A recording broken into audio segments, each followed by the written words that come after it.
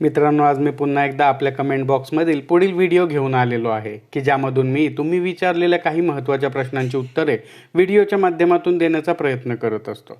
तुम्हाला देखील तुमच्या अशाच कायदेशीर प्रश्नांची उत्तरे व्हिडिओच्या माध्यमातून घ्यावयाची असतील तर याच व्हिडिओखाली कमेंट करून विचारा। तुमच्या प्रश्नांची उत्तरे पुढील प्रश्नोत्तरे सिरीजच्या व्हिडिओमध्ये नक्कीच दिली जातील। त्याचबरोबर तुम्हाला आमच्यातर्फे कायदेविषयक सल्ला घ्यायचा असेल तर स्क्रीनवर दिसत असलेल्या मोबाईल नंबरवर व्हॉट्सॲप मेसेज करून तुम्ही कॉल बुक करू शकता। त्यासाठी नाममात्र सल्ला फी आकारली जाईल। नमस्कार मित्रांनो, कसे आहात सगळे? स्वागत आहे तुम्हा सर्वांचे माझ्या यूट्यूब चॅनल लॉ ट्रेझरमध्ये।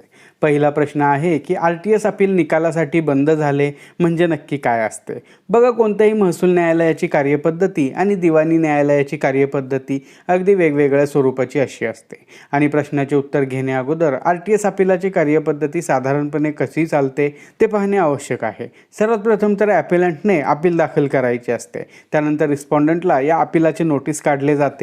रिस्पॉन्डंट नेमलेल्या तारखेस अपीलामध्ये हजर होऊन त्या अपीलास म्हणणे देतो।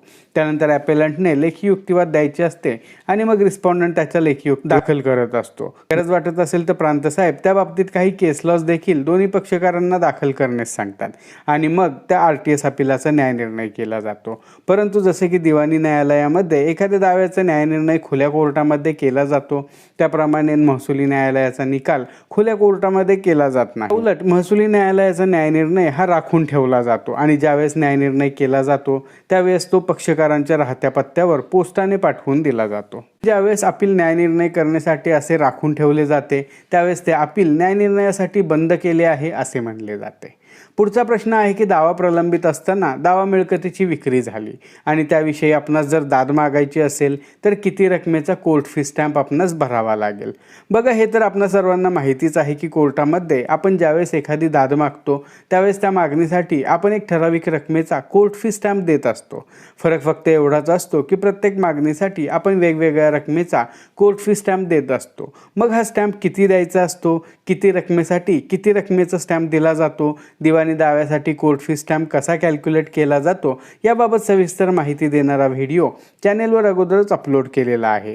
त्या व्हिडिओची लिंक वर आय बटनवर दिलेली आहे। दिवाणी दाव्यासाठी कोर्ट फी स्टॅम्प कसा कॅल्क्युलेट केला जातो याच्या सविस्तर माहितीसाठी तो व्हिडिओ नक्की पहा। दिवाणी दाव्यासंदर्भाने आपण दोन मुख्य मागण्या पाहत असतो, एक म्हणजे जाहीर ठराव म्हणजेच डिक्लेरेशन आणि दुसरा म्हणजे एखादा झालेला खरेदी दस्त रद्द करून मागणे। मग जर समजा दावा प्रलंबित असताना दावा मिळकतीची विक्री झाली तर त्या दाव्यामध्ये तुम्हाला निश्चितच दिवाणी प्रक्रिया संहिता 1908च्या ऑर्डर 6 रूल 17 अन्वये दुरुस्ती करावी लागते, जेणेकरून तुम्हाला त्या दाव्यामध्ये नव्याने मागणी मागता येते। एखाद्या दाव्यामध्ये दिवाणी प्रक्रिया संहिता ऑर्डर 6 रूल 17 अन्वये दुरुस्तीसाठी अर्ज कसा लिहायचा, दुरुस्ती कशी करायची या बाबतीतला सविस्तर माहिती देणारा व्हिडिओ चॅनेलवर अगोदरच अपलोड केलेला आहे। त्याची लिंक वर आय बटनवर दिलेली आहे। एखाद्या दिवाणी दाव्यामध्ये दुरुस्ती कशी करायची या बाबतीतील जादा माहितीसाठी तो व्हिडिओ नक्की पहा।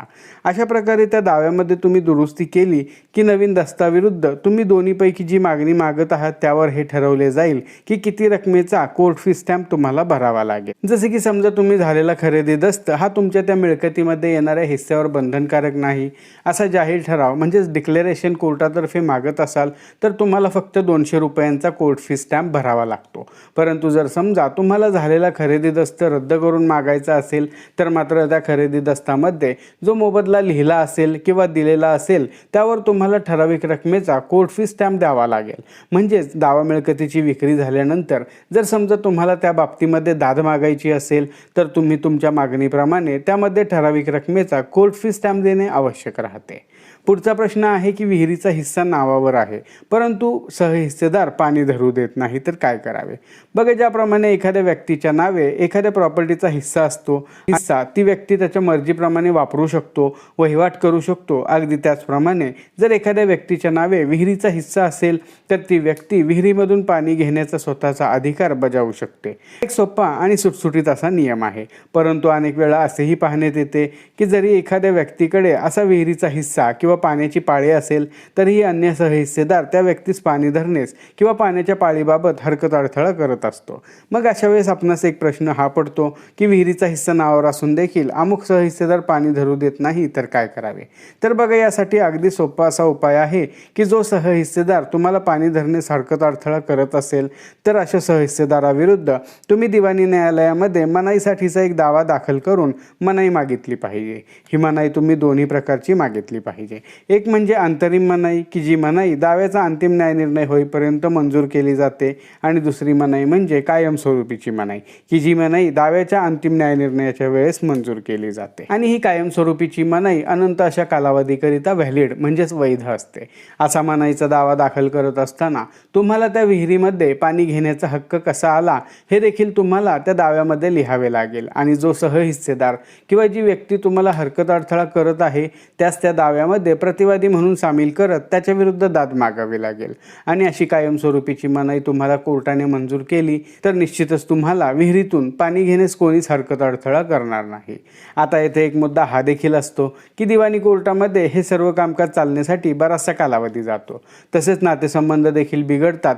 तर अन्य एखादा मार्ग असा आहे का की ज्या मार्गाने हे कामकाज लवकर होऊ शकते आणि नातेसंबंधही बिघडणार नाहीत? तर निश्चितच प्रत्येक गावामध्ये एक तंटामुक्ती समिती असते. तुमच्या गावामध्ये देखील असेल तर त्यांच्या माध्यमातून देखील तुम्ही तुमचा हा वाद सामंजस्याने तसेच लवकरात लवकर सोडवून घेऊ शकता.